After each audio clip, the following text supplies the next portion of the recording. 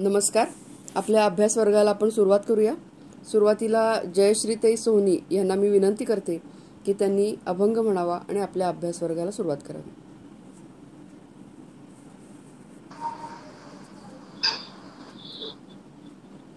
म्हणते ना. हा.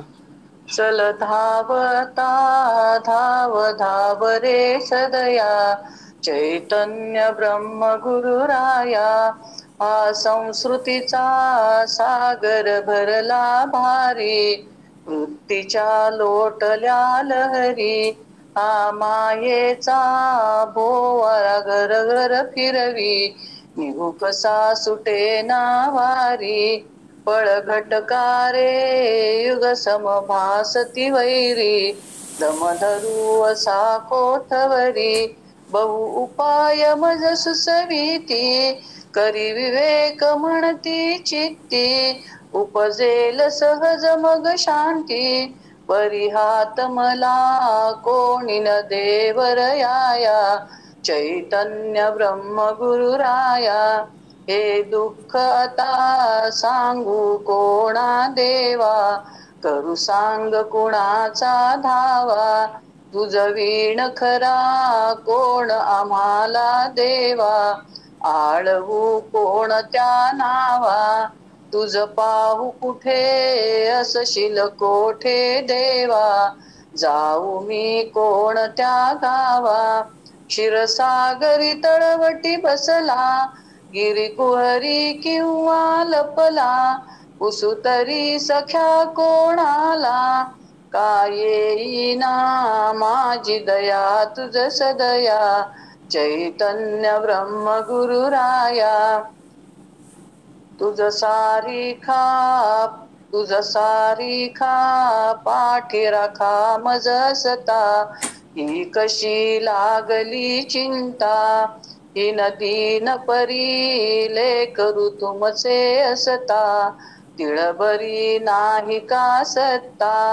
आधी घेऊनिया पदरी मजला नाथा, दूर का लोटिता आता. अपराध काही जरी असला, तो क्षमा पाहिजे केला. मी पतित असे ठरलेला, परिपावन तू जाईल ब्रिद हे वाया.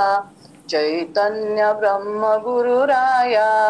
जरी नाही म्हशी घडली काही सेवा, जरी नाठविले तव नावा. जरी आजवरी सर्वानुभूती देवा, देखिले न भगवत भावा. जरी संतांची केली नाही परवा, आचरिला मार्ग न भरवा. विश्वास मला परी आहे, तावशील तू लवला आहे. मी तुझा म्हणविता काहे, मग धरिले से मौन सख्या तू सदया. चैतन्य ब्रह्म गुरुराया. त्वा आजवरी पतित किती तारिले, भवसागरींचे बुडलेले. मी एक तसा का तुझ ओझे झाले, बल सर्वस्वी का सरले. दिन दुबळ्यांचा त्राता म्हणून धरिले, पदक मला ते आठविले. पांडुरंग सद्गुरु माये, कळवळुनी झडकरी धावे. लेकरा उसंगी घ्यावे, निज बाळाची तुटली का हो माया. चैतन्य ब्रह्म गुरुराया. चल धावता धाव धाव रे सदया, चैतन्य ब्रह्म गुरुराया. चैतन्य ब्रह्म गुरुराया. चैतन्य ब्रह्म गुरुराया. छान. अभंग छान झाला, सुरुवात छान झाली. मी आता सुचिताला विनंती करते की तिने निरूपणाला सुरुवात करावी. नमस्कार. ब्रह्मा आवाज ऐकू येतो? हो, येतोय. ब्रह्मानंदम परमसुखदं केवलं ज्ञानमूर्तिं द्वन्द्वातीतं गगनसदृशं तत्त्वमस्यादिलक्ष्यम् एकं नित्यं विमलमचलं सर्वधि साक्षिभूतं भावातीतं त्रिगुणरहितं सद्गुरुं तं नमामि। गुरुर्ब्रह्मा गुरुर्विष्णु गुरुर्देवो महेश्वरः गुरुः साक्षात् परब्रह्म तस्मै श्री गुरवे नमः। अलंकापुरी पुण्यभूमी पवित्र तिथे नांदतो ज्ञानराजा सुपात्र तया आठवीता महापुण्यराशी नमस्कार माझा सद्गुरु श्री ज्ञानेश्वरासी। सगळ्यांना आदरपूर्वक नमस्कार। दैवासुर संपद विभाग योगाच्या समारोपाकडे आपण हळूहळू आलेलो आहोत आणि ज्ञानेश्वर माऊलींनी या अध्यायाला दैवी गुण संपत्ती ज्यावेळी वर्णन केली त्यावेळी माऊलींनी इतकं सुंदर वर्णन केलं की 26वे गुण ज्योती इही उजळूनी आरती गीता आत्मया निजपती निरांजना आली। म्हणजे या 26 गुणरूपी वाती लावून गीता आपल्या आत्मरूपी पतीला ओवाळण्याकरता आरती घेऊन आलेली आहे। इतकं सुंदर वर्णन माऊलींनी या अध्यायाचं केलेलं आहे किंवा भगवंतांनी ज्या सुरुवातीला 26 गुण सांगितलेले आहेत दैवी गुण त्याचं वर्णन माऊलींनी इतक्या सुंदर ओवीमध्ये केलेलं आहे। भगवंतांनी हे इथं पहिल्या 3 श्लोकांमध्ये हे गुण सांगितले। जसं 13व्या अध्यायामध्ये ज्ञानाची लक्षणं सांगितली होती म्हणजे जवळजवळ दोन्ही हे एकच, पण त्यामुळे इथं जास्त विस्तृत वर्णन आलेलं नाहीये। या दैवी गुणांचा आश्रय घेतला आणि त्याप्रमाणे आचरण केलं तर दैवी संपद विमोक्षाय म्हणजे मुक्ती प्राप्त होते। पारमार्थिक अर्थानं मुक्ती मिळते, पण त्याचा जर व्यावहारिक अर्थ बघायचा झाला तर आपण असं म्हणू शकतो की काय होतं, या गुणांचा आश्रय आपण जर घेतला तर काय होईल, साहजिकच आपली कार्यक्षमता वाढेल, आपण जे जे काही करू त्यामध्ये यशस्वी होऊ आणि आपल्याला सतत समाधानाची अवस्था देखील प्राप्त होईल। या उलट आसुरी गुण आहेत ज्यांचा आश्रय आपल्याला बंधनात पाडतो। म्हणजे काय होतं की आपल्याला सतत असमाधान प्राप्त होतं किंवा अपयश प्राप्त होतं। हे 6 आसुरी गुण भगवंतांनी वर्णन केलेले आहेत, पण त्यासाठी 21 श्लोक खर्ची घातलेत भगवंतांनी। 21 श्लोकांमध्ये यांचं वर्णन केलेलं आहे। कोणते कोणते ते की दंभ, दर्प, अभिमान, क्रोध, पारुष्य आणि अज्ञान या 6 आसुरी गुणांचं वर्णन आपण गेले काही दिवस बघतो आहोत। एक उपनिषद आहे बृहदारण्यक उपनिषद, तर त्यामध्ये सुद्धा असं म्हणलेलं आहे की दैवी गुणांचा आश्रय करणारे आचरण करणारे फार थोडे आहेत आणि बहुतेक लोकांचं आचरण हे आसुरी गुणलक्षणांप्रमाणे आहे। पण अर्जुनाला भगवंत आश्वस्त करतात की तू दैवी गुणांचा आश्रय घेऊन आलेलास, त्यामुळे तू निश्चिंत राहा, मा शुच, शोक करू नकोस। आता ते आसुरी गुणांचा अवलंब करणारे लोक कसे आहेत त्याचं विस्तारानं वर्णन करतात।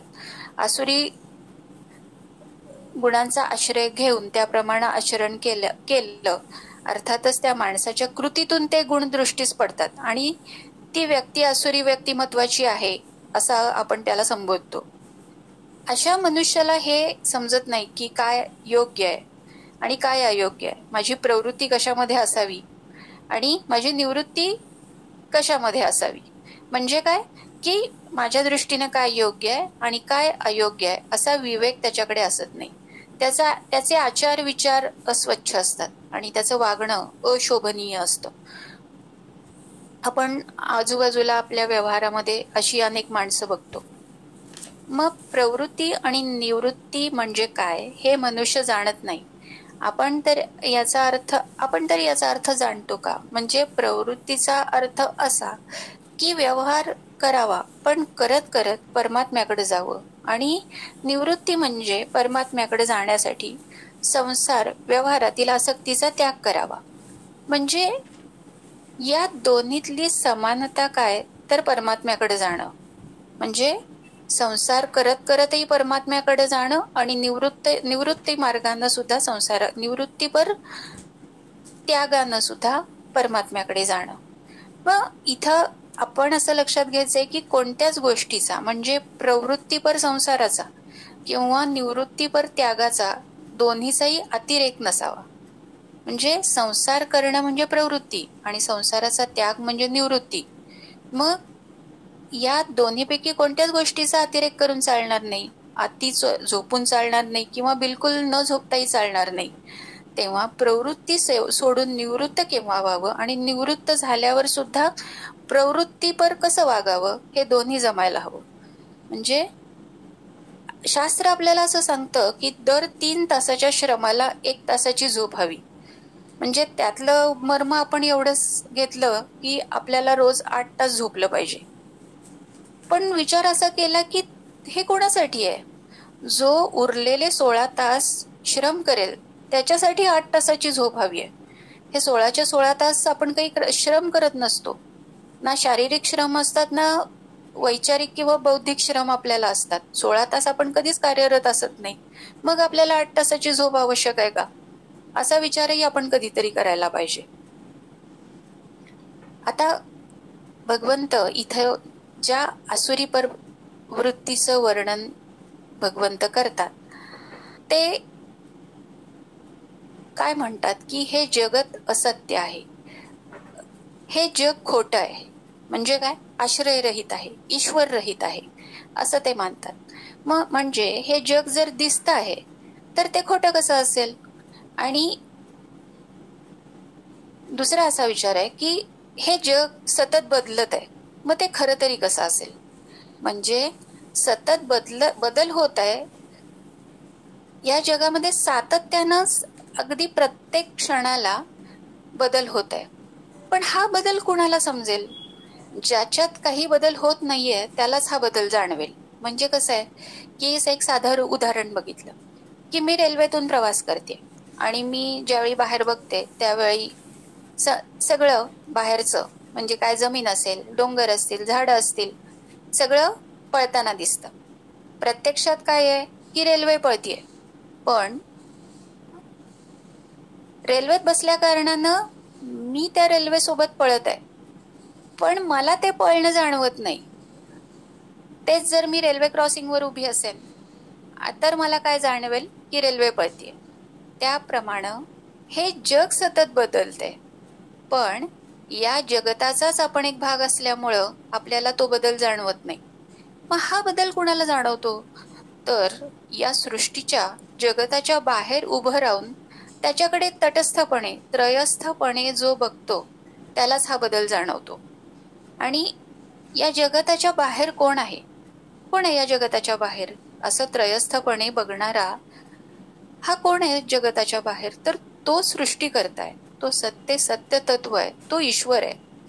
आणि तोच या सृष्टीचा निर्माता आहे, या जगताचा आधारही तोच आहे. म्हणजे आपण जर एखाद्या थिएटरमध्ये सिनेमा बघायला गेलो तर तिथली दृश्य प्रतिक्षण काहीतरी त्यामध्ये व्हेरिएशन होत असतं, बदलत असतात. पण हे कशाच्या आधारावर होत असतं? तो जो पडदा असतो तो पडदा स्थिर असतो. तो न बदलणाऱ्या पडद्यामुळं ती दृश्य सतत बदलत असतात. आपण कधी अगदी भर दुपारी निघालो तर आपल्याला मृगजळ दिसतं. आपल्याला माहित असतं की मृगजळ हे काही खरं नाहीये, त्याला काही अस्तित्व नाहीये, ते काही वाहणारं पाणी तर नाहीच नाहीये. मग आपल्या मनात काय आहे? जलाचा आपल्या मनामध्ये एक विचार पक्का आहे. म्हणजे म्हणून आपल्याला मृगजळ काय आहे हे कळतंय. तसं कशाचा तरी आधार असल्याशिवाय जगत काय आहे हे समजणार नाही. आणि तो आधार कशाचा आहे? तर तो भगवंतांचा आहे. आणि हे सगळ्यांना मान्य करावंच लागेल. या जगताची निर्मिती ह्या भगवत तत्वानं, ईश्वरी तत्वानंच केलेली आहे. पण हा आसुरी वृत्तीचा माणूस काय म्हणतो? या जगताची निर्मिती अपरस्पर संभूतम म्हणजे स्त्री पुरुषांच्या संयोगातून निर्माण झालेली आहे. कामहेतुकम. आणि काय आहे? ही सृष्टी केवळ विषय भोगाकरताच निर्माण झालेली आहे. या सृष्टीचा दुसरा कोणताही हेतू नाही आहे. म्हणजे स्त्री पुरुषाच्या संयोगातनच हे सगळं निर्माण झालं आणि केवळ विषय भोगासाठीच हे सगळं आहे असं हा आसुरी वृत्तीचा मनुष्य मानतो. म्हणजे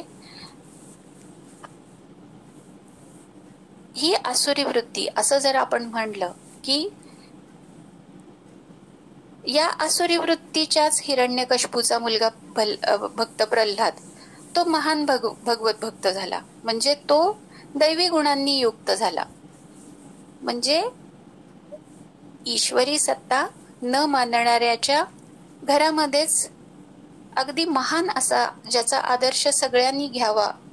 आता शतकानुशतक आपण भक्त प्रल्हादाचा गौरव करत आलेलो आहोत.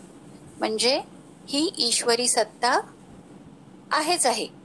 मी जर पुढच्या पिढीवर असे संस्कार करत गेलो की हे जगत हे सगळ्या फक्त स्त्री पुरुष संयोगातूनच निर्माण होतं आणि केवळ विषय भोगासाठीच आहे, त्याला दुसरा कोणताही हेतू नाही, तर मग पुढची पिढी कशी निर्माण होईल? स्त्री पुरुष संयोगातून तर सुद्धा जसं काही मला हवं तसं निर्माण करतो अशी कोण खात्री देईल? म्हणजे खरा सृष्टीकर्ता हा वेगळाच आहे आणि त्यानं या स्त्री पुरुषांना केवळ साधनं बनवलेलं आहे. म्हणजे काय? केवळ इन्स्ट्रुमेंट्स आहेत. म्हणजे ही जी आसुरी वृत्ती आहे, खा प्या आणि मजा करा आणि फक्त भोग घ्या, अशा वृत्तीच्या आधारावर जगणाऱ्या माणसाला काय आत्मविश्वास कसा असेल? भगवंत त्यांची अतिशय कडक शब्दामध्ये निर्भत्सना करतात. काय म्हणतात भगवंत त्यांना? की असे लोक कसे आहेत? अल्पबुद्धय आहेत, ते मंदबुद्धीचे आहेत, अहिताहा. अहिताहा म्हणजे कसे आहेत? तर ते समाजावर अपकार करणारे आहेत, उग्र कर्माणः आहेत. म्हणजे कसे? तर ते क्रूर बुद्धीचे आहेत आणि जगतः क्षयाय प्रभवंती. म्हणजे असे लोक या जगताचा केवळ विनाश करण्यासाठीच जन्माला आलेले आहेत आणि हे सर्व केवळ विषय भोगासाठीच आहे असं म्हणणारी माणसं समाजापुढे कसला आदर्श ठेवणार आहेत? म्हणजे अशी माणसं स्वतःच्या वागण्यामुळं त्यांना स्वतःला आणि इतरांना केवळ कष्ट आणि दुःखच प्राप्त करून देतात आणि अशी माणसं स्वतःसाठी अनेक शत्रू निर्माण करतात. आता आजच्या श्लोकामध्ये, आजच्या 16व्या श्लोकामध्ये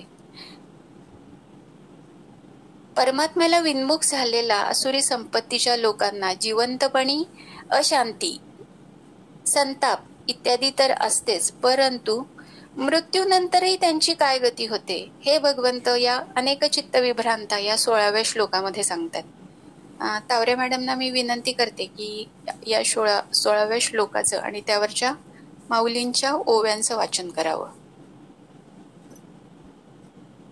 नमस्कार. 16वा श्लोक. अनेक चित्त विभ्रांता मोहजाल समावृताः प्रसक्ता काम भोगेषु पतन्ति नरकेषु च. जराचेनी आटोपे रोगी भल तैसे जल्पे चावळती संकल्पे जाणते तैसे. अज्ञान आतले धुळी म्हणून आशा गोवंडी जती अंतराळी मनोरथा. अनियम आषाढ मेघ का समुद्रोर अभंग तैसे कामिती अनेक अखंड काम. मग पै कामना चिंतया जीवी जाल्या वेलरिया ओरपिली काटिया कमळे जैसी. का पाषाणाजिया भांडी फुटली पाथा जीवी तैसे सर्वथा फुटके झाले. तेव्हा रजनी तमाची होय पुरवणी तैसा मोह अंतःकरणी वाढोची लागे. आणि वाढे जव जव मोह तव तव विषयी रोहो विषय तेथ ठावो पातकासी.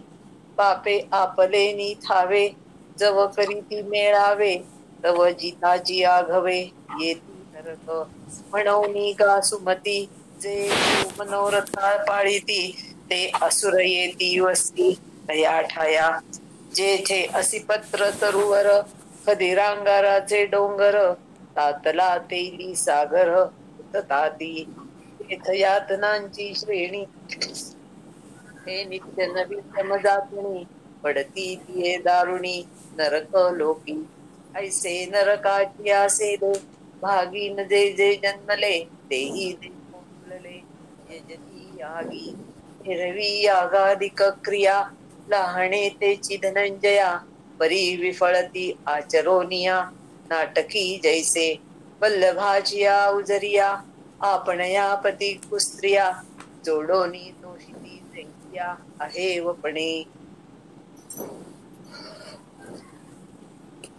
काय म्हणलेलं आहे माऊलींनी या श्लोकामध्ये की अनेक कल्पनांनी चित्त भ्रमण पावलेले, मोहाच्या जाळ्यामध्ये गुरफटलेले, विषयोपभोग घेण्यामध्ये गर्क झालेले असे हे अपवित्र अशा नरकामध्ये पतन पावतात. अनेक चित्त विभ्रांता म्हणजे अनेक प्रकारे त्यांचं चित्त भ्रमित झालेलं असतं. मोह जाळ्यामध्ये पार फसून गेलेले असतात. मोहजाल समावृताः कामभोगेषु प्रसक्ताः म्हणजे पदार्थ आणि भोग यामध्ये अत्यंत आसक्त झालेले असतात आणि अशुचौ नरके पतंती भयंकर अशा नरकांमध्ये जाऊन पडतात किंवा त्यांचं पतन होतं. म्हणजे त्या आसुरी माणसांचा एक निश्चय नसल्या कारणानं मनामध्ये अनेक प्रकारच्या इच्छा निर्माण होतात. त्या एक इच्छापूर्तीसाठी अनेक उपाय योजतात आणि त्या उपायांविषयी त्यांचे अनेक प्रकारे चिंतन होते. त्यांचे चित्त कोणत्याही एका गोष्टीवर स्थिर राहत नाही आणि काय होतं ते अनेक प्रकारे भटकत राहतं. म्हणजे कधीही तृप्त न होणाऱ्या कामनांच्या मागे ते अशा प्रकारे धावत सुटतात आणि सतत कार्यरत राहतात. म्हणजे याला स्वैराचार सुद्धा म्हणता येईल. म्हणजे शास्त्रानुसार नीतिमूल्यांचा आधार न घेता केवळ मनात येईल तसं वागणारी ही माणसं स्वैराचारीच आहेत. म्हणजे स्वतःच्या भोगप्रवण इच्छा पूर्ण करणं हेच एकमेव ध्येय आणि भोग कधी तृप्त होत नसल्यानं समाजात अशी माणसं खूप आहेत. म्हणजे सतत कार्यरत असतात, सतत कामात मग्न असतात. म्हणजे पण त्यांची कामं कशी असतात तर ती लो बेस्ड आयडियाज म्हणजे कशी असतात तर त्याची नीतिमूल्य जी असतात ती हीन दर्जाची असतात. म्हणजे ते नीतिमत्तेनं उच्च जीवनमूल्यांकडे जाणारी कर्म कधीच करत नाहीत. ते असद्ग्राहक म्हणजे काय दुराग्रहीपणानंच वागतात आणि कुणाचंही ऐकून घ्यायचं शांतपणे विचार करायची कधीच त्यांची तयारी नसते. ते भ्रष्टाचारानं मनमानीपणानं वागतात. पैसा मिळवणं, सर्व भोग भोगणं, संग्रह करणं, दुसऱ्याचा कसलाही विचार न करणं असं जीवनभर वागल्यानं दंभानं आणि अभिमानानं ते मदोन्मत्त असतात. म्हणजे आजपर्यंत मी काय केलं तर पैसा कमावला, घर बांधलं, मुलांना माझ्या शिकवलं, मुलीचं लग्न केलं चांगल्या पद्धतीनं आणि माझ्या म्हातारपणाची सोय केली. काममाश्रित्य दुष्पुरम सगळं जीवन प्रवृत्तीमध्ये व्यतीत केलं. म्हणजे आता निवृत्ती पर म्हणजे काय तर ही काय रिटायरमेंट आहे का? नाही. तर ही निवृत्ती म्हणजे काय आहे? परमात्म्याशी संबंध जोडण्याचा प्रयत्न आहे. मग हा प्रवृत्ती आणि निवृत्तीमध्ये समन्वय घडवून आणण्याचा कधी प्रयत्न केला का? मग अशी माणसं सुखी समाधानी कधी होतील का? म्हणजे या संसारामध्ये कोणतीही कामना कधीही पूर्ण झालेली नाहीये. आपण भागवतातली राजा ययातीची गोष्ट ऐकतो की त्यानं स्वतःच्या मुलाला म्हातारपण दिलं आणि त्याचं तारुण्य घेतलं आणि त्याच्या तारुण्याच्या सहाय्यानं त्यानं अनेक भोग घेतले पण तरीही तो समाधानी झाला नाही. एक भागवतामध्ये कपिल आणि माता देवहूतींचा संवाद येतो. या देवहूतीनं आपल्या मुलाला म्हणजे भगवान कपिल देवांनाच आपला गुरु मानलं आणि त्यांच्याकडे पहिल्यांदा शरणागती स्वीकारली. म्हणजे जसं गीतेमध्ये अर्जुन भगवंतांना म्हणतो ना, शिष्यस्तेहम शाधी मानत्वाम प्रपन्नम, त्यानं अर्जुनानंही पहिल्यांदाच भगवंतांकडे शरणागती स्वीकारली. तसं देवहूतीनं भगवान कपिलांना म्हणजे आपल्या मुलालाच गुरु मानलं आणि देवहूती माता विचारते की जगात खरं सुख कुठे आहे, खरा आनंद कुठे आहे, ज्याचा कधीही नाश होत नाही असा आनंद मला दाखवा. अनेकदा इंद्रियांचं लालन पालन करूनही मला कधी शांती मिळाली नाही. वेळ निघून गेल्यावर मग लक्षात आलं की विषयामध्ये काही सार नाहीये. इंद्रियांनी जे जे काही मागितलं ते सगळं मी इंद्रियांना दिलं, पण काही तृप्ती मिळालीच नाही. आणि इंद्रिय दररोज नवीन नवीन विषय मागतात. जीवाला रससुखाकडे ओढतात, डोळे रूपसुखाकडे, त्वचा स्पर्श सुखाकडे ओढते. आपल्याला सुद्धा असं होतं की एखादी गोष्ट बरेच दिवसात खाल्ली नाही तर असं वाटायला लागतं, अरे इतके दिवस झाले मी काही हे खाल्लंच नाहीये, मला आता खायला पाहिजे, मला ही वस्तू इतके दिवस झाले मी खाल्लेली नाहीये, आता मलाही खायलाच पाहिजे. म्हणजे हे खाऊन पिऊन मी काय करेन, माझ्या जिभेला संतोष देईन. हे माझ्या जिभेचा संतोष मी पूर्ण करते तोपर्यंत मला रूप विषय आठवतो. मला वाटतं की अरे काही झालं तर किती दिवस झाले मी काही सिनेमा नाही बघितला थिएटरला जाऊन छानसा, आणि मग मी लगेच माझ्या नवऱ्याकडे आग्रह करते की मला आता सिनेमाला घेऊन जायचंय हो, आपण सिनेमाला जाऊया. म्हणजे जसं शंकराचार्यांनी म्हणलं की इंद्रिय चोर आहेत, पण खरं तर इंद्रिय ही चोरांहूनही वाईट आहेत. म्हणजे चोर ज्याच्या घरी राहतो त्याच्या घरी कधी चोरी करत नाही, पण ही इंद्रिय अशी आहेत की आपला स्वामी जो आत्मा त्याच्या आश्रयानं राहतात पण त्यालाच धोका देतात. मग ही देवहूती माता मला म्हणते कपिलांना की चोररूपी इंद्रियांचा आता मला फार उबग आलाय, मला सांगा जगात खरं सुख आणि खरा आनंद कुठे आहे आणि तो मिळवायचं साधन कोणतं. मग कपिल महामुनींना खूप आनंद होतो. ते म्हणतात, आई, कोणत्याही जड वस्तूत आनंद असू शकत नाही. आनंद हे तर आत्म्याचं स्वरूप आहे आणि अज्ञानानंच जीव जड वस्तूंमध्ये आनंद शोधतो. जड वस्तूत आनंद कधीच नसतो. संसारातले विषय सुख तर देतात पण आनंद देत नाही. ते आम्हाला सुख देतील तोच, म्हणजे जी गोष्ट आपल्याला सुख देते तीच नंतर काही कालांतरानं दुःखाला कारणीभूत ठरते. पण भगवंत मात्र काय आहे की भगवंत नेहमी आनंदच देतात, कारण आनंद हे परमात्म्याचं स्वरूप आहे. म्हणजे जसं कपिल महामुनींच्या उपदेशामध्ये वर्णन आलेलं आहे की काही कारणांनी आपल्या अंगाला त्वचेला खाज सुटत असेल तर ते खाजवत असताना खूप बरं वाटतं, पण त्या जोपर्यंत खाजवतो तोपर्यंत बरं वाटतं, पण काय होतं, नखातल्या विषानं तो खाजेचा रोग वाढतो. म्हणजे सर्वोत्तम मिठाईचा स्वाद सुद्धा काय आहे, गळ्यापर्यंतच आहे. म्हणजे कोणत्याही जगातल्या पदार्थामध्ये खरा आनंद नाहीये, केवळ काय आहे, तो आनंदाचा आभास आहे. त्यामुळेच गीतेनं काय सांगितलं, अनित्यम असुखम लोकम इमम प्राप्स्य भजस्व माम. भगवान म्हणतात, अर्जुना, क्षणभंगूर आणि सुखरहित अशा या जगाला, मानवी शरीराला प्राप्त करून तू काय कर, माझेच भजन कर. आरंभी जड वस्तूंच्या सुखाचा काही अनुभव येतो, पण काय होतं की परिणामी हे सुख आहे हे विषमयच असते. म्हणजे विषयेंद्रिय संयोगात यत्तदग्रे अमृतोपमम, 18व्या अध्यायात म्हणलेला ना की विषयांशी संयोग झाला असता सुरुवातीला आपल्याला ते अमृता समान गोड वाटतं, पण परिणामे विषमीव तत् सुखम राजसम स्मृतम. पण परिणामांच्या दृष्टीनं जर बघितलं तर ते सुख काय आहे, विषासमानच आहे, आणि अशा सुखाला राजसुख म्हणलेलं आहे. बाह्य विषयामध्ये आनंद नाहीये, पण चित्तात, मनात आत्म्याचं प्रतिबिंब पडल्यामुळं आनंदासारखा अनुभव येतो. इंद्रियांना कुठलाही इच्छित असलेला पदार्थ मिळाल्यामुळं ती इंद्रिय विषयाशी एकरूप होऊन जातात, म्हणून काही काळ ती एकाकार होतात.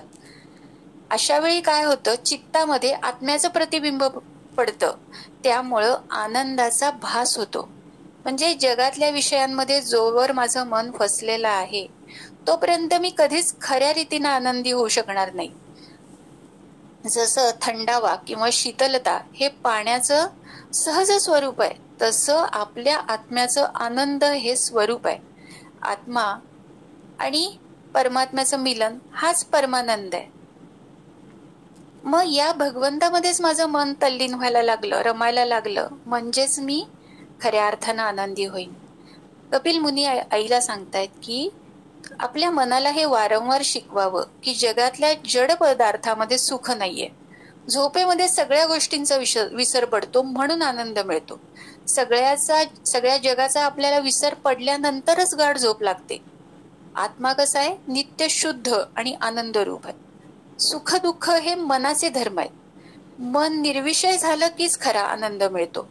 म्हणजे दृश्यावरून द्रष्ट्यावर स्थिर केली तरच आनंद मिळतो. आनंद हे परमात्म्याचं स्वरूप आहे. म्हणजे जेवढा आपण विषय सेवन कमी करू तेवढे काय होऊ? जास्त सुखी होऊ. कपिल मुनी म्हणतात, माते जर विषयात आनंद असता तर सगळ्यांना सगळ्या वेळी सारखाच आनंद मिळाला असता. पण जेवून तृप्त झालेल्या व्यक्तीसमोर जरी एखादं पुन्हा पंचपक्वान्नातलं त्याचा आवडीचा पदार्थ ठेवला तरी तो त्याला खावासा वाटत नाही. किंवा आजारी माणसासमोरही त्या एखादा आवडीचा पदार्थ ठेवला तर तो खाणार नाही. म्हणजे याच्यावरूनच लक्षात येतं की त्या पक्वान्नामध्ये किंवा त्या पदार्थामध्ये जर आनंद असता तर तो जेवण होऊन तृप्त झालेल्या माणसालाही पुन्हा खाण्यामध्ये मिळायला हवा होता. आजारी माणसालाही तो त्या पदार्थांना आनंद मिळायला हवा होता. पण तसं होत नाही. म्हणजे केवळ त्या पदार्थामध्ये आनंद नाहीये, याचप्रमाणे जड पदार्थामध्ये आनंद नाहीये. हेच सगळ्या विषयांच्या बाबतीत खरं आहे. सांसारिक पदार्थामध्ये आनंद नाहीये. पण इंद्रियांना इच्छेप्रमाणे विषय मिळाले की त्यांच्याशी अंतर्मुख होऊन इंद्रिय एकाग्र आणि स्थिर होतात. अशा अंतर्मुख झालेल्या एकाग्र झालेल्या मनात ईश्वराचं प्रतिबिंब पडतं तेव्हा आनंद मिळतो. विषय प्रवेश मनाच्या आत झाल्यावर सुख मिळतं. पण तोच विषय नाहीसा झाला की काही काळानं मन परत दुःखी होतं. की समजा आपण काहीतरी अतिशय सुग्रास भोजन करत आहोत आणि काहीतरी एकदम आपल्याला काहीतरी विचित्र बातमी मिळाली तर ते सुग्रास भोजन आपल्याला करावंसं वाटत नाही. त्यावरची आपल्याला अगदी वासना निघून जाते. म्हणजे संसारातल्या या जड पदार्थामध्ये आनंद नाहीये. जेव्हा जेव्हा आनंद मिळतो तेव्हा त्या चेतन परमात्म्याच्या संगानच तो मिळतो. परमेश्वराशी मनाचा संबंध आल्यानंतरच तो आनंद मिळतो. पण कपिल मुनी म्हणतात की जीव कसा आहे? जीव कपटी आहे. परमात्मा अत्यंत भोळा आहे. जीवानं देवाची उपेक्षा केली तरी हा परमात्मा जीवाला त्याच्या अपराधाबद्दल क्षमा करत राहतो. आनंद हे नारायणाचं स्वरूप आहे. आनंदाला विरोधी शब्दच नाहीये. आनंद हे ब्रह्मस्वरूप आहे. जीवात्मा सुद्धा तसाच आनंद स्वरूपच आहे. पण अज्ञानामुळं जीव आनंदाचा शोध घ्यायला बाहेर पडलेला आहे. बाह्य आनंद दीर्घकाळ टिकणारा नाहीये. असा म्हणजे भगवान कपिल मुनींचा जो उपदेश आहे तो अत्यंत मार्मिक आहे. त्यात एक छोटीशी कथा पण आलेली आहे. त्यांनी असं सांगितलेलं आहे की एका राजाजवळ म्हणे एक बकरा होता आणि त्या राजानं असं जाहीर केलं की जो कोणी या बकऱ्याला रानात चारून तृप्त करेल त्याला मी माझे अर्ध राज्य बक्षीस देईन. पण त्या बकऱ्याचं पोट भरलं की नाही याची परीक्षा मी करेन आणि मग मी त्याला जो या बकऱ्याला पोटभर खाऊ घालून आणेल त्याला मी माझं अर्ध राज्य बक्षीस देईन. असं म्हणून राजांनी एक जाहीरनामा जाहीर केला. मग एक मनुष्य आला. जाहीरनामा ऐकून त्याला वाटलं अरे बकऱ्याला चारणं काय फार मोठी कठीण गोष्ट आहे. तो असं म्हणून तो त्या बकऱ्याला घेऊन जंगलात गेला. दिवसभर प्रयत्न करून त्यानं अगदी छान हिरवं कोवळं गवत त्याला खाऊ घातलं. सायंकाळ झाली. त्याला वाटलं की आता याला दिवसभर मी इतकं खायला घातलं आता याचं पोट भरलं असेल. बकऱ्याला बरोबर तो राजाजवळ आला. राजानं थोडंसं हिरवं गवत त्या बकऱ्यासमोर टाकलं. बकरा ते परत खायला लागला. तेव्हा राजा त्या माणसाला म्हणाला तू त्याला काही पोटभर खायला घातलेलं नाहीयेस. असं असतं तर त्यानं कसं बरं पुन्हा गवत खाल्लं असतं. ही राजाची अनाउन्समेंट ऐकून राज्यातल्या पुष्कळशा लोकांनी प्रयत्न केला की बकऱ्याला पोटभर चारून आणायचं आणि राजाकडे घेऊन यायचं. पण दरबारात हेच घडत होतं की त्याच्या समोर राजा गवत टाकायचा आणि तो बकरा पुन्हा खायला सुरुवात करायचा. मग एका सत्संगी पुरुषानं असा विचार केला की राजानं जो हा जाहीरनामा काढलेला आहे त्यामध्ये काहीतरी रहस्य आहे, काहीतरी तत्व असायला पाहिजे. मी एक युक्ती योजून पाहतो. तो सत्संगी व्यक्ती त्यांना बकऱ्याला घेतलं, तो त्याला चरायला घेऊन गेला आणि त्यानं असं केलं की बकऱ्यानं चाराला तोंड लावलं की तो त्याच्या डोक्यावर एक काठी मारायचा. आणि दिवसभर त्यानं असा प्रयोग केला की बकऱ्यानं चाऱ्याला तोंड लावलं की हा त्याला काठी मारायचा. शेवटी बकऱ्याला असं वाटलं की जर मी चाऱ्याला तोंड लावेन तर आता मला मार खावा लागेल, म्हणून त्यानं पुन्हा चाऱ्याला तोंड लावायचा प्रयत्नही केला नाही. झालं, सायंकाळ झाली. तो सत्संगी बकऱ्याला घेऊन दरबारामध्ये आला. बकऱ्याला राजानं नेहमीप्रमाणे बकऱ्याला समोर गवत टाकलं, गवत खायला. प्रत्यक्षात बकऱ्यानं दिवसभरामध्ये किंचितही गवत खाल्लेलं नव्हतं. पण हा सत्संगी व्यक्ती राजाला म्हणाला, मी त्याला पोटभर गवत खाऊ घातलेलं आहे, आता तो बिलकुल गवत खाणार नाही, घ्या परीक्षा. राजानं नेहमीप्रमाणे त्याच्यासमोर गवत टाकलं, पण बकऱ्यानं ते खाल्लं नाही. खाल्लं तर नाहीच नाही, पण त्याकडे डुंकून सुद्धा बघितलं नाही.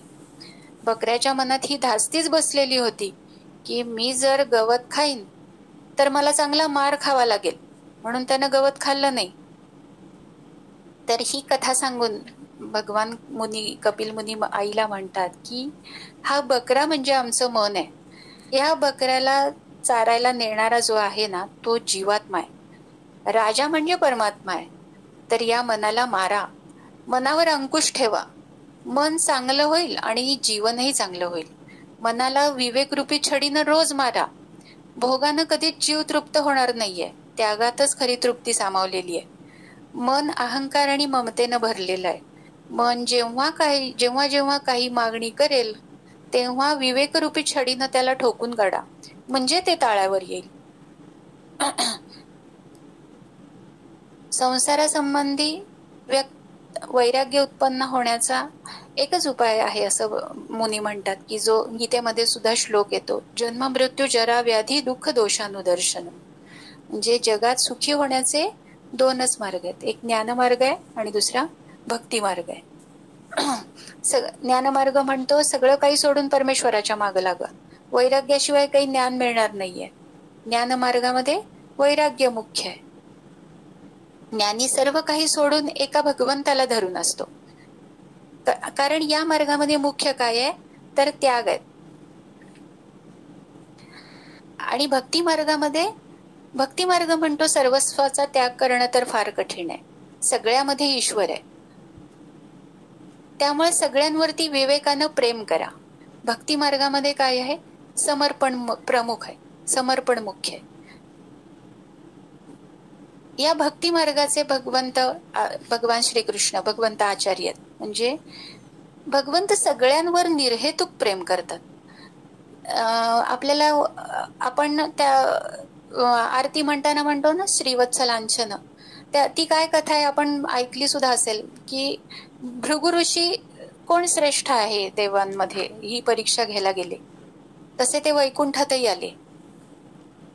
वैकुंठामध्ये भगवंत झोपलेले होते, लक्ष्मी त्यांचे पाय चेपत होती.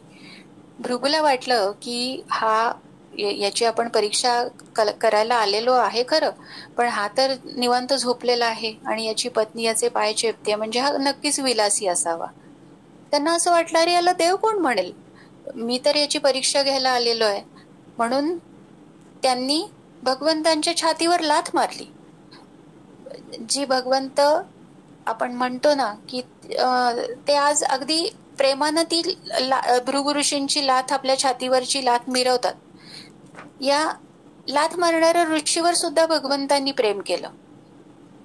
ते काय म्हणतात, ते जागे होतात. ते म्हणतात की ब्रह्मन, माझी छाती फार टणक आहे हो, आपले पाय तर अत्यंत कोमल आहेत, तेव्हा आपल्या पायाला दुःख झालं असेल, असं म्हणून भगवंत त्या भृगु ऋषींचे पाय दाबायला लागले. तर असा कोण प्रेम करणारा असेल? विष देणाऱ्या पुतनेलाही भगवंतांनी मुक्ती दिली, पण लक्ष्मीला मात्र फार वाईट वाटलं. ती म्हणते, ती नाराज होते. ती म्हणते, अशी कुठं परीक्षा असते का? परीक्षा घेणाऱ्याची ही रीत काही चांगली नाहीये. आणि म्हणून तिनं ब्राह्मणांचा त्याग केला.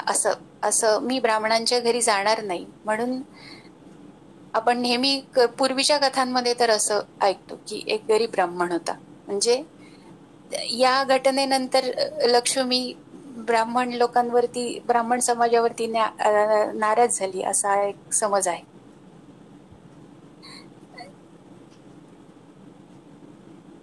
आता या काममाश्रित दुष्पूरम, या म्हणजे भगवान कपिल ऋषींच्या संदेशामध्ये आलेले हे की काही घटनाक्रम आहेत म्हणून मी याचा उल्लेख केला.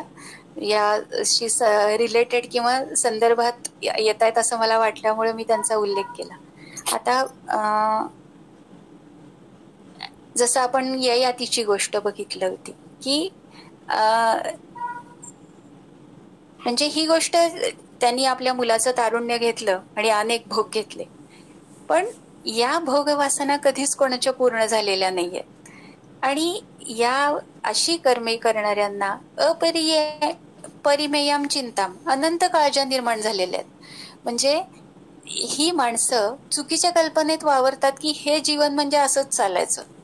अशा माणसांना भोग गोळा करण्यात कसलं समाधान आहे? ते अनेक प्रकारचे टेन्शन निर्माण करतात. म्हणजे खायला बेला भरपूर असतं पण खायचं नाहीये, कारण काय आहे तर काही मधुमेह आहे किंवा आणखीन काही विकार आहेत, त्यामुळे खाऊ शकत नाही. म्हणजे जीवाला सतत धोका निर्माण होतो. त्यांच्या वागण्यामुळे असेल किंवा क्रूर वाणीनं असेल, आपल्या बोलण्यानं वागण्यानं त्यांनी खूप शत्रू निर्माण केलेले असतात. मग दिवसा झोपायला वेळ मिळत नाही आणि रात्री एसी मध्ये सुद्धा झोप लागत नाही. सगळी धडपड समाधानासाठी केलेली असते, पण जन्मभर ते समाधानाच्या मागं नुसते धावतात, दमछाक होते, पण काय होत नाही, समाधान काही प्राप्त होत नाही. मग अशी शेकडो कामनांनी बद्ध असलेली, हे पाहिजे ते पाहिजे आणखी पाहिजे असं पूर्ण करण्यासाठी धडपडणारी माणसं काय होतं की साहजिकच त्या इच्छापूर्ती करण्याच्या दृष्टीनं काय प्रयत्न करावे असा विचार मनात करत राहतात. सगळ्या मानसिक शक्तीचा अपव्यय करतात. त्या इच्छा कधीही तृप्त होत नाही आणि जरी पूर्ण झाल्या असं वाटलं तरी ते भूक वाढतच राहते. म्हणजे मानसिक शक्तीचा वेळ चालूच राहतो. समजा इच्छा पुऱ्या झाल्या नाहीत तर इच्छा संपतच नाहीत, पण फक्त मानसिक शक्तीचा अपव्यय होतो असं नाही, पण त्याचबरोबर काय होतं, काम आणि क्रोध हे शत्रू सुद्धा निर्माण होतात. इच्छा पुऱ्या करण्याच्या मार्गामध्ये ज्या अडचणी येतात त्या सोडवण्यात आणखी मानसिक शक्तीचा व्यय होतो. म्हणजे या अडचणी सोडवून दुसरा मार्ग कोणता, तर अन्यायेनं अर्थसंचयन. अशी माणसं गैरमार्गानं धनसंचय करण्याचा प्रयत्न करायला लागतात. इच्छापूर्तीसाठी, इच्छा पूर्ण न झाल्यामुळे निर्माण दुःखाचं निवारण्यासाठी, निर्माण होणारा क्रोध, कामक्रोधासाठी, त्यांच्या पूर्तीसाठी आणि वाम मार्गानं पैसा मिळवून सुख शोधण्यासाठी, इतक्या सगळ्या गोष्टींवरती आपली मानसिक शक्ती इतकी खर्च होते आणि शेवटी पदरात काय पडतं तर वैफल्य येतं. म्हणजे म्हातारपणी या सर्व लोकांना हाय हाय करण्याचीच वेळ येते. म्हणजे अपरिमित चिंताच यातनं निर्माण होतात. मग हे सगळं सहन करण्यासाठी किंवा यातून बाहेर पडण्यासाठी आवश्यक असणारी कोणतीही मानसिक शक्ती किंवा आत्मविश्वास शिल्लकच राहिलेला नसतो. आणि मग एकच चिंता सतावत राहते की आता माझं कसं होणार. म्हणजेच काय, याचंच नाव आहे विफलता. मग या विफलतेचं दुःख घालवण्यासाठी सर्वसाधारणपणे त्या तथाकथित सुफलतेचं स्मरण करण्याच्या निमित्तानं परत तेच भोग मानसिकरित्या भोगतात. म्हणजे काय की म्हणजे काय होतं थोडक्यात या विफलतेमध्ये काय होतं की माणूस जुन्या आठवणी काढत राहतो आणि आपल्या मुलांपुढं तरुण पिढी पुढं त्या उगाळत राहतो. म्हणजे काय म्हणतो की मी तरुण असताना ना मी या दरानं सोनं घेतलं होतं, त्यावेळी आमची जागा मी इतक्या किमतीमध्ये घेतलेली होती, त्यावेळी एवढी गर्दी मुळीच नव्हती, इतकी वाहनं नव्हती, असं काही पोल्युशन नव्हतं, मी असा वागलो होतो.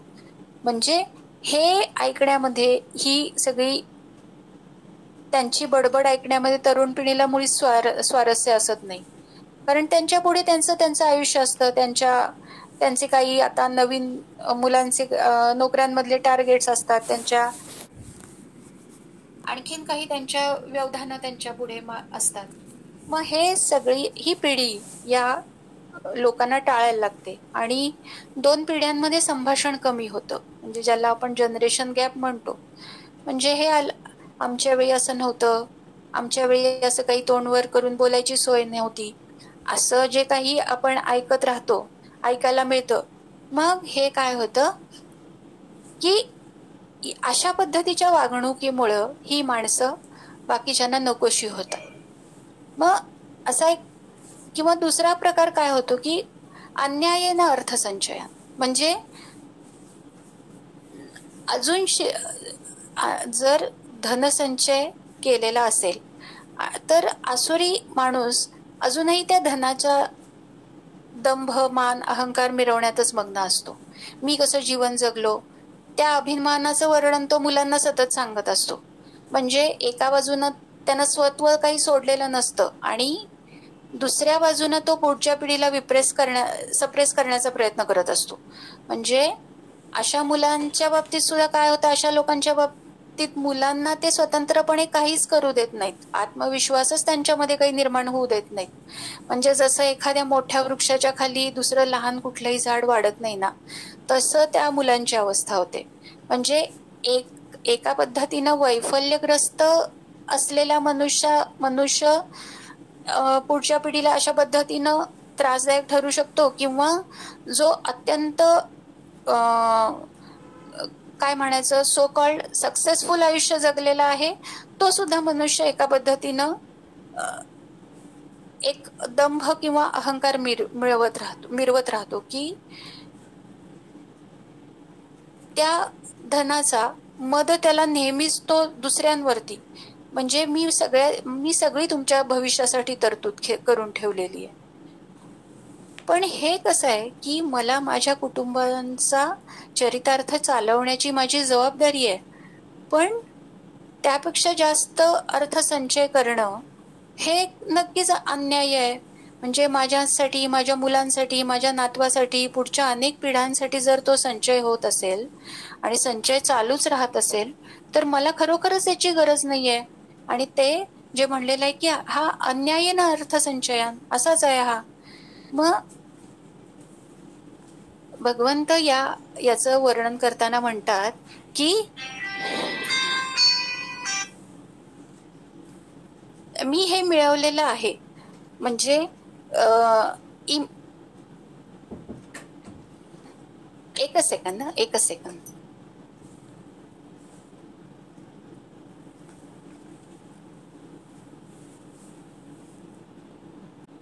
सॉरी तर असा जो कोणी म्हणेल की मी असा अर्थसंचय न करता मी अन्यायानं काही केलेला नाहीये अर्थसंचय, मी माझा जो अर्थसंचय आहे ना तो अत्यंत मेहनतीनं केलेला आहे, सनदशीर मार्गानं मी पैसे मिळवलेले आहेत, मी कोणताही वाममार्ग अवलंबलेला नाहीये, दिवस रात्र एक करून मी सगळी ही संपत्ती जमा केलेली आहे. पण याच्यावरती काय शास्त्र सांगतं की हे सगळं जे आहे त्याच्यावरती सुद्धा इतरांचा काहीतरी हक्क आहेच. कारण आपण ऐकतो ना की ईशावास्यमिदं सर्वम, या भावनेनं मी त्याचा काहीतरी भाग हा समाजापर्यंत पोचायलाच हवा ना. म्हणजे जसं या संचयातून माझा इकडे फ्लॅट आहे, मुंबईत एक फ्लॅट आहे, पुण्यात आहे, आणखीन कुठे माझे फार्म हाऊस आहेत. हे सगळं असण्यामध्ये गैर काहीच नाहीये, ते नक्की असावं. पण काय असावं की याची आसक्ती नसावी, त्याबद्दल दंभ नसावा, किंवा या सगळ्याचं कर्तृत्व माझ्याकडे सतत मी घेणं हे टाळायला हवं. मग याला जसं म्हणतात की मोठमोठे कारखानदार हे काय करत असतात की छोट्या छोट्या कारखानदारांना ते गिळंकृत करतात. जर आपण असं बघतो की मोठमोठे इंडस्ट्रियलिस्ट आहेत, ते काय करतात, आपला सगळीकडे दबदबा निर्माण व्हावा यासाठी त्यांच्यासारखेच प्रोडक्शन असलेले छोट्या छोट्या कारखान्यांना ते टेक ओव्हर करतात आणि म्हणतात की I will run this industry, मला प्रतिस्पर्धीच नको. तर मग हे कशासाठी सगळं? तर मनमानी करून, पिळवणूक करून पैसा जमा करण्यासाठी. आणखीन एक जर उदाहरण बघितलं की समजा मी माझ्या सोसायटीचा चेअरमन आहे, तर ज्यावेळी फ्लॅटची खरेदी विक्री होते, म्हणजे नवीन कोणी फ्लॅटमध्ये अपार्टमेंटमध्ये त्या सोसायटीमध्ये येतं आणि त्या खरेदी विक्रीमध्ये पैसे भरावे लागतात, काही सोसायटीची फी द्यावी लागते.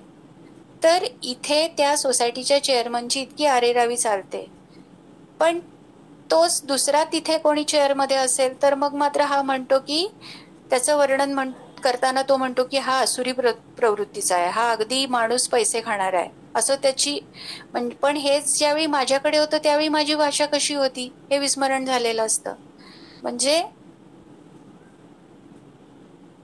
अशी लो ग्रेड जीवनमूल्य घेऊन, म्हणजे एकदा हे एकदा ते असा आधार घेऊन मला वाटतं म्हणून माझ्यावर भगवंतांची मर्जी आहे, म्हणून मी एवढा मोठा झालेलो आहे, मी आता पैशाच्या सत्तेवर जोरावर काही करू शकतो, सगळे आनंद लुटू शकतो. कारण काय आहे की मी भगवंतांच्या कृपेसाठी पात्र आहे. पण हा असा दंभ, असा दर्प भगवंतांना मुळीच आवडत नाही. आणि अशा या गर्विष्ठ आढ्यतेखोर स्वभावामुळे तो सगळ्यांपासून दूर होतो.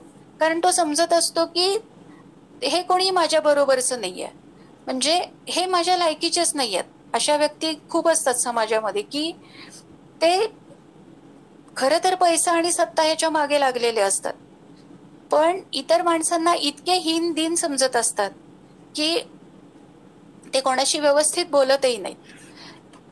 तर अशा लोकांना सत्ता हवी, पैसा हवा, मान सन्मान हवा, सगळ्या इंद्रिय भोग्य वस्तूंचा संग्रह हवा, कशातही तृप्ती नाही, आणखी सतत गोष्टींचा हव्यास, अशा प्रकारच्या अनेक गोष्टींनी भ्रमित झालेले चित्त अशा लोकांचं असतं. आणि असे अस्थिर मनाचे, असुरक्षित वृत्तीचे आसुरी लोक या मोहजालामध्ये जास्तीत जास्त गुरफटतच जातात, असं भगवंतांना या श्लोकामध्ये सांगायचंय. त्यांना स्वास्थ्य असं कोणतंही मिळतच नाही, शारीरिक सुख नाही, मानसिक समाधान नाही. आता अशा स्थितीला काय म्हणावं? तर भगवंत म्हणतात की असे लोक नरकात जातात. म्हणजे भगवंतांनी या श्लोकामध्ये सांगितलं की प्रसक्ता कामभोगेषु पतंती नरकेषु, ते नरकामध्ये जाऊन पडतात किंवा नरकामध्ये जातात.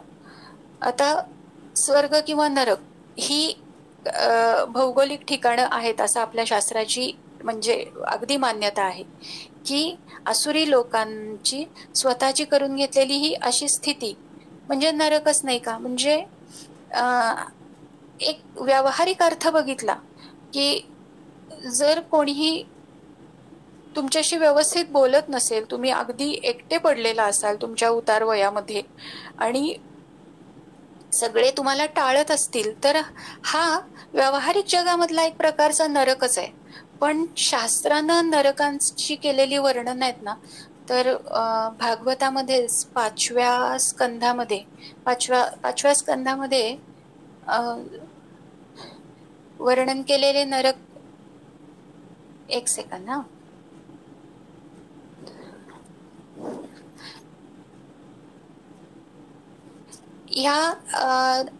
हे नरक पृथ्वीवरचे काही विशेष देश आहेत की त्रैलोक्याच्या बाहेर आहेत असं परीक्षितानं भगवान शुकदेवांना विचारलं. तर त्यावरती शुकदेव काय म्हणतात की ते त्रैलोक्याच्या आतच आहेत, म्हणजे दक्षिणेकडे पृथ्वीच्या खाली आणि पाण्याच्या वर आहेत असं सांगितलंय. आणि भगवान शुकदेवांनी त्या नरक लोकामध्ये भगवान यमाचं साम्राज्य असतं किंवा ते यमदेव तिथे आपल्या सेवकांसह राहतात असं म्हणलेलं आहे. आणि भगवंतांच्या आज्ञेचं उल्लंघन न करता आपल्या दूतांनी तेथे आणलेल्या मृत प्राण्यांना त्यांच्या दुष्कर्मानुसार पापाचं फळ म्हणून ते दंड देतात. म्हणजे आता असे 21 काही जण म्हणतात, असं सांगतात की अशा नरकांची संख्या 21 आहेत. आता शुकदेव म्हणतात की मी त्या नरकांचं वर्णन करतो असं म्हणून एक या 26व्या अध्यायामध्ये म्हणजे 5व्या स्कंधातल्या 26व्या अध्यायामध्ये नरकांच्या सगळ्या वेगवेगळ्या प्रकारच्या गतींचं वर्णन केलेलं आहे. त्यांची काही नावं सांगते की त्या अशी आहेत: तामिश्र, अंध तामिश्र, रौरव, महारौरव, कुंभीपाक, कालसूत्र, असिपत्रवन, सुकरमुख, अंधकूप, कृमिभोजन, संदंश, तप्त सुर्मी, वज्रकंटक, शाल्मली, वैतरणी, पुयोद, प्राणरोध, विषसन, लालाभक्ष, सारमेयादन, अविची, अय्यप्पान आणि अशी 28 प्रकारचे नरकांचे इथं वर्णन आलेलं आहे. आणि कोणत्या पापामुळे कोणत्या प्रकारच्या नरकाची प्राप्ती होते असं विस्तृत पद्धतीनं सांगणारा हा अध्याय आहे. 5व्या स्कंधातला 26वा म्हणजे शेवटचा अध्याय. तर शुकदेव इथे म्हणतायत की परीक्षितेला म्हणतात ते की हे राजा, यमलोकात खरं तर अशा प्रकारचे शेकडो नाही हजारो नरक आहेत. आणि ज्यांचा ज्यांचा इथं उल्लेख झालाय, ज्यांच्याविषयी काही सांगितलेलं नाही, त्या सगळ्यांमध्ये अधर्मी जीव आपल्या कर्मानुसार पाळीपाळीनं जातात. याच प्रकारे धर्मात्मे कुठं जातात? स्वर्गामध्ये, स्वर्ग लोकामध्ये जातात. म्हणजे अशा प्रकारे स्वर्ग आणि नरक हे भोग जेव्हा अधिकांश पाप आणि पुण्य क्षीण होतात तेव्हा काय होतं? क्षीणे पुण्य मर्त्य लोकम विशंती. हे जीव पुन्हा इहलोकामध्ये किंवा मृत्यू लोकामध्ये पुन्हा जन्माला येतात. म्हणजे इथे जसं सांगितलेलं आहे की उच्च लोकामध्ये किंवा नरकात जाण्याचा पदार्थ किंवा क्रिया मुख्य कारण नाहीये, तर आपल्या मनामध्ये असलेला भाव मुख्य कारण आहे. म्हणजे भावाचं विशेष मूल्य आहे. जसा भाव असतो तशा क्रिया आपोआप होत असते. म्हणून भगवंतांना मनुष्यांच्या भावाचं म्हणजे मनोरथांचं वर्णन केलेलं आहे. आपण आधी बघितलं ना, आढ्योपी जनवानस्मी कोन्योस्ती सदृशे मया यक्षे दास्यामी मोदिष्य इत्य ज्ञान विमोहिता. म्हणजे सगळ्या असुरी वृत्तींचे मनोरथ कशी असतात किंवा त्यांचे भाव कसे असतात हे आधीपासून 16व्या श्लोकापर्यंत वर्णन आलेलं आहे. की त्यांच्या मनातले भाव असे असतात की माझ्यासारखा कोणी नाहीये, मीच काय तो या सृष्टीचा, ॲज इफ की मी सर्व आहे, अशा प्रकारचा भाव असल्यामुळं भगवत प्राप्तीच्या उद्देशापासून विन्मुख झाल्यामुळं या दुराचारांचं फल म्हणून नरक प्राप्ती सांगून ठेवलेली आहे. आणि या दुराचारांनी पेरलेल्या दुर्भावामुळे वर्तमानात त्यांची किती भयंकर दुर्दशा होती आणि भविष्यामध्ये त्यांना किती भीषण परिणामांना तोंड द्यावं लागतं. हे पुढं आत्मसंभाविता स्तब्धा धनमान मदान्विता या 17व्या श्लोकापासून पुढे जे 4 श्लोक आहेत ना, त्यामध्ये भगवंत काय सांगतात की या अशा प्रकारे नरकात जाऊन पडणाऱ्यांची गती काय होते ते यापुढील 4 श्लोकामध्ये भगवंत सांगतात.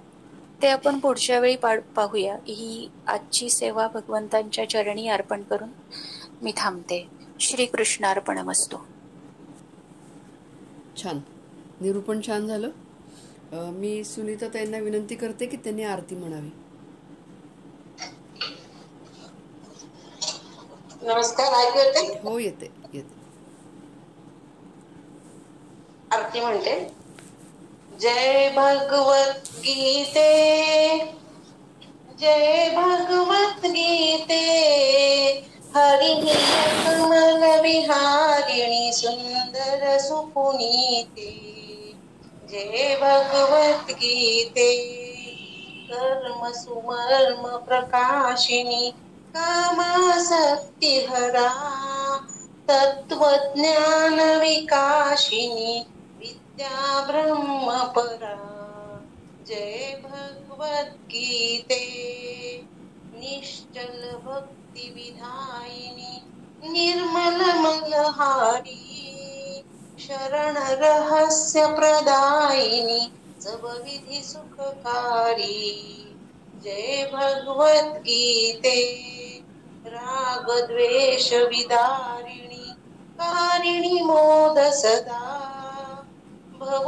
भयहारिणी तारिणी परमानंद प्रदा जय भगवत गीते असुर भाव विनाशिनी नाशिनी तमरजनी दैवी सद्गुणदायिनी हरिरसिका सजनी जय भगवत गीते समता त्याग सिखावनी हरिमुख की बानी सकल शास्त्र की स्वामिनी श्रुतियों की रानी जय भगवत गीते दया सदा बरसावनी मातु कृपा कीजे हरिपद प्रेम दान कर अपनो कर लीजे जय भगवत गीते जय भगवत गीते हरि कमल विहारिणी सुंदर सुपुनीते जय भगवत गीते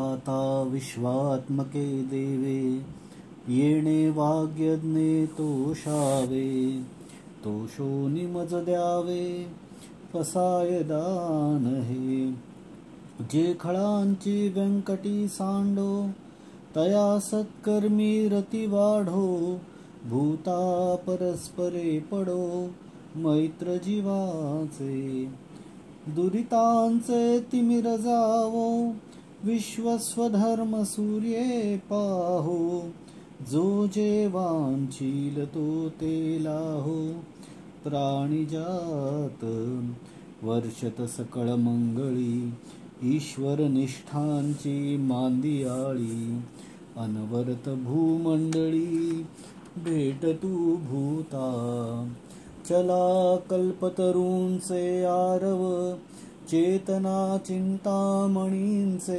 गाव बोलते जे अर्णव पियुषाचे चंद्रमे जे अलांछन मार्तंड जे तापहीन ते सर्वाही सदा सज्जन सोय रे हो तू किंबहुना सर्व सुखी पूर्ण होऊनी तिही लोकी भजिजो आदि पुरुखी अखंडित आणि ग्रंथोपजीविये विशेषी लोकी दृष्टादृष्ट विजये होआवे जी येथ म्हणे श्री विश्वेश्वराव हा होईल दान पसावो येणे वरे ज्ञान देवो सुखिया झाला सुखिया झाला सुखिया झाला वंदना महाराज की जय।